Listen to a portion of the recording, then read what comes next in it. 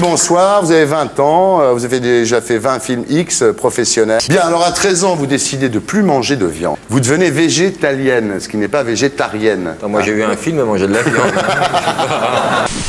Mais vous me prenez pour une buse? Je suis l'homme le plus classe du monde, bande de cons.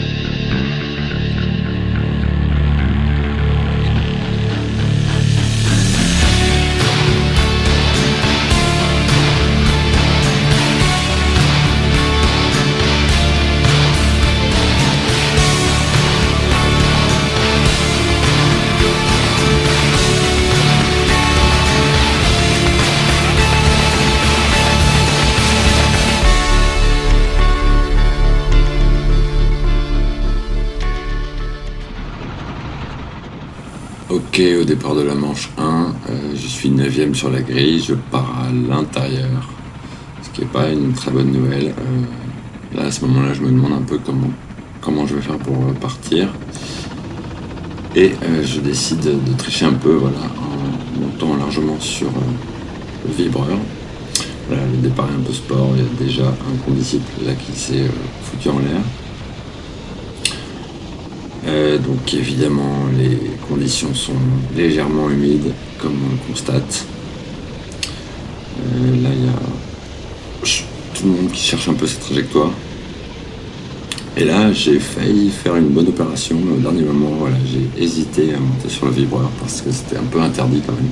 Hop, là il y a Clément qui a dégagé le pauvre Teddy de façon assez sale. Et là, il y a le pilote numéro 10, je sais pas ce qu'il a dû caler, et en fait, j'en rate mon freinage, et je repars plus ou moins dernier, donc évidemment, c'est très dommage.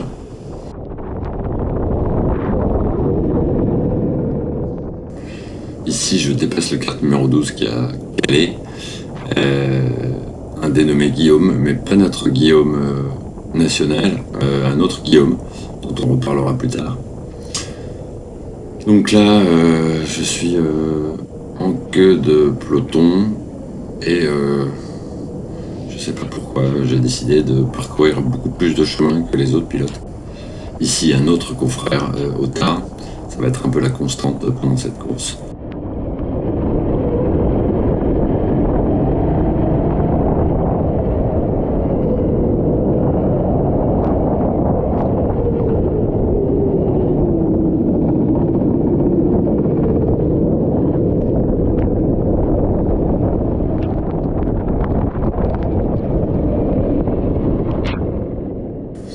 Un petit saut dans le temps, là on est au 3e tour.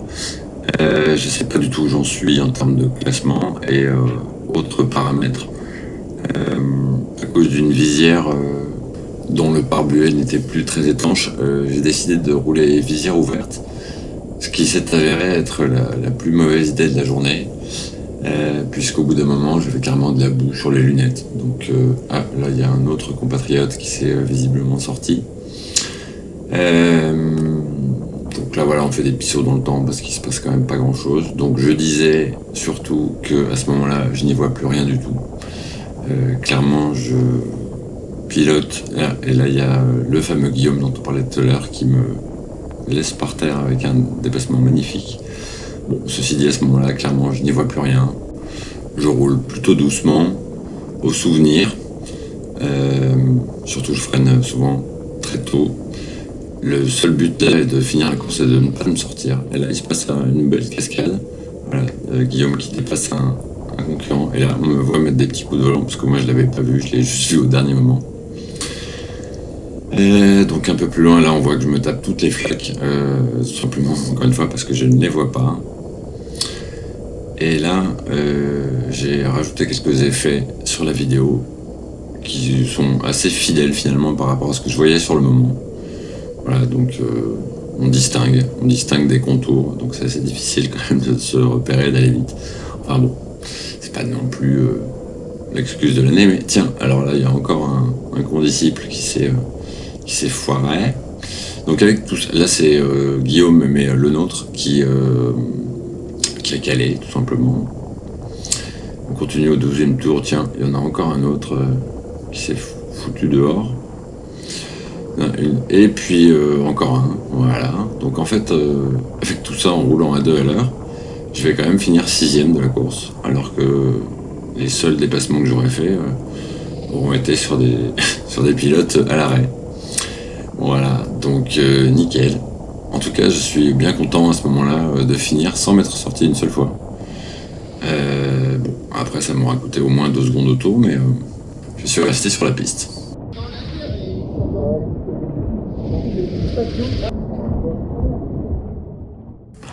Avec cette manche à l'aveugle, donc je reste dans le groupe 1, mais je suis tout au fond, parce qu'évidemment mon temps de référence était quand même pas terrible. Donc cette fois-ci on est à l'endroit, et là, premier mauvais choix, je me colle derrière le 18 qui, je sais pas pourquoi, s'arrête à moitié. Donc voilà, pas très bon départ. Et là, exactement la même chose, je vais continuer à le suivre, bêtement. Donc là, malencontreusement, je le pousse un peu, mais bon, bref, c'est un mauvais départ. Là, j'essaie de croiser pour essayer de prendre quelques places. J'en gagne une, et là, je sais pas trop ce que je vais foutre, en fait. Voilà, alors que je suis même pas en blocage de roue, j'arrive à me sortir. Donc, nickel. Encore une fois, vraiment impeccable. On écoute la réaction de l'intérieur. Qu'est-ce que tu dis? Non, je demandais si on n'avait pas reçu mes tricots de peau en polystyrène expansé. Je comprends pas, ils auraient dû être là. Après m'être passablement agacé, j'arrive finalement à repartir. Et là, bizarrement, la course va perdre de son intérêt stratégique. Néanmoins, je ne finirai apparemment pas dernier.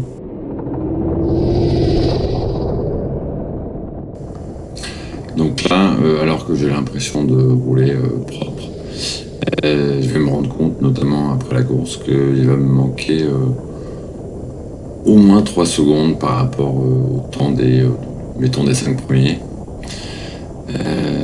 Tout simplement parce que, comme on va le voir un peu là, sur les images, je vais prendre des trajectoires super extérieures, mais vraiment très très lointaines. Alors qu'en fait, il était possible de trouver du grip sur des trajectoires beaucoup plus intérieures. Et au final, parcourir beaucoup moins de distance que ce que je ne vais parcourir pendant toute la manche. Alors à ce rythme-là, évidemment, je me fais rattraper par les leaders et je me dis qu'il faut surtout que j'essaye de ne pas les gêner. Alors voilà, on les voit passer là. Donc effectivement, je les ai pas gênés, donc c'est cool, impeccable. Toujours impeccable, ce jour-là a vraiment été sous le signe de l'impeccable. Un peu plus loin, là, c'est Pascal, voilà, qui prend une trajectoire nettement plus intérieure avec moins de grip. Là, pendant quelques mètres, je me dis que je vais essayer de suivre cette trajectoire pour essayer de m'en inspirer. Là, on voit que juste avec un petit coup de volant où il était un peu plus incisif, j'ai pris quelques mètres de retard. Et là, il freine beaucoup plus tôt que moi, ce qui me surprend. Je m'oblige à bloquer. Et là, exactement la même chose. Il fait son V beaucoup plus tôt que moi. Il repart avec beaucoup plus d'aisance. Et là, c'est pareil. Voilà, je l'ai suivi de regard. J'ai mis un coup de volant pour... Enfin bref, vous voyez le gros vent que j'ai pris. Donc un peu plus loin, là c'est Teddy qui me rattrape juste dans l'enchaînement. Et là, pendant 5 secondes, en fait, j'ai oublié qu'il me prenait un tour. Donc voilà, donc là je lui dis évidemment, vas-y repasse. Excuse-moi, j'avais oublié. Donc super manche où je vais terminer 292e à peu près. Et on va finir quand même tous bien mouillés. Hop, au passage Teddy qui après m'avoir doublé s'est sorti. Bon, peu importe. Donc voilà, à la prochaine.